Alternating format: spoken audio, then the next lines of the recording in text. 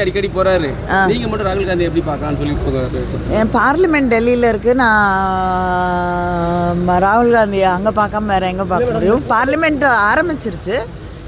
கூட்டணியில் இருக்கக்கூடிய ஒரு தலைவரை நாடாளுமன்றம் நடக்கக்கூடிய அந்த நேரத்திலே சந்திப்பதில் என்ன தவறுன்னு எனக்கு தெரியல. அதோடு இல்லாமல் நான் அவரை சந்திக்க போகும்போது என்னோட முகத்தெல்லாம் நான் மூடிட்டு போகல, நேரடியாக தான் போயிட்டு நேரடியாக தான் வந்தேன். சம்பந்தமாக ராகுல் காந்தி இவங்கெல்லாம் அவங்க தான் போய் ரொம்ப கெஞ்சிக்கிட்டு இருக்காங்க. திமுக தான் கெஞ்சுறாங்க. அவங்க தான் டெல்லி அடிமைகள், நாங்கள் கிடையாது அப்படிங்கிற மாதிரி எடப்பாடி சொல்லியிருக்காரு.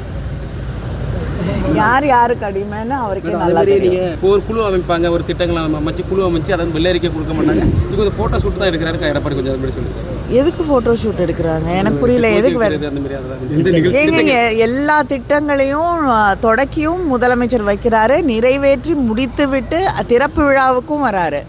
அதனால் நீங்களே ஊடகத்துறையை சேர்ந்தவர்கள், நீங்களே அது தொடக்க விழா நிகழ்ச்சிக்கும் வரீங்க. நான் ஒரே உதாரணம் சொல்லணுன்னா, இங்கே இருக்கக்கூடிய வின்ஃபாஸ்ட்டே எடுத்துக்கோங்க. தொடக்க விழாவுக்கும் வந்தார். 18 மாதத்தில் அதோடைய நிறைவடைந்து அந்த ஃபஸ்ட்டு கார் ரோல் அவுட் ஆகிறதுக்கும் நிகழ்ச்சிக்கும் முதலமைச்சர் வந்தார். அப்படி தான் எல்லா நிகழ்ச்சிகளும் நடந்து கொண்டிருக்கிறது.